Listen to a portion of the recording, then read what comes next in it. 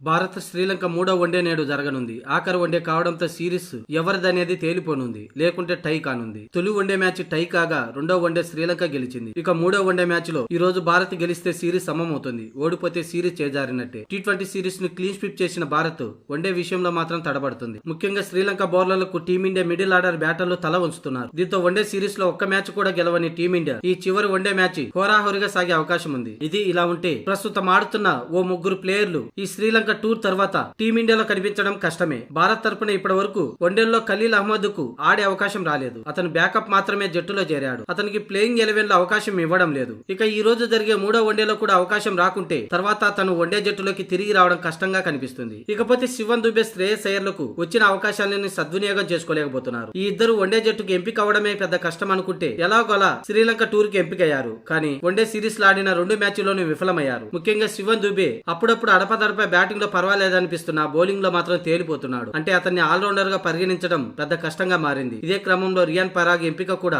శివన్ దుబే అవకాశాలకు గండిపడే అవకాశం ఉంది. అందుకే తదుపరి వన్డే సిరీస్ కోసం శివన్ దుబేను ఎంపిక చేయడం కష్టంగా మారింది. ఇక శ్రేయస్ అయ్యర్ బీసీసీఐ సలహాలు పాటించని కారణంగా కాంటాక్ట్ లిస్టు నుంచే తొలగించారు. అయితే కోచ్ గౌతమ్ గంభీర్ కారణంగా తిరిగి శ్రేయస్ అయ్యర్ వన్డే జట్టుకు ఎంపికయ్యాడు. కానీ అంది వచ్చిన అవకాశాన్ని సద్వినియోగం చేసుకోకుండా 2 మ్యాచ్లో విఫలమయ్యాడు. మొదటి మ్యాచ్ లో 23 పరుగులు, రెండో మ్యాచ్ లో 7 పరుగులే చేసి టీమిండియా పరాజయాల్లో కీలక పాత్ర పోషించాడు. మొత్తంగా ఈ ముగ్గురు తర్వాత వన్డే సిరీస్లకు ఎంపిక అవడం కష్టమే.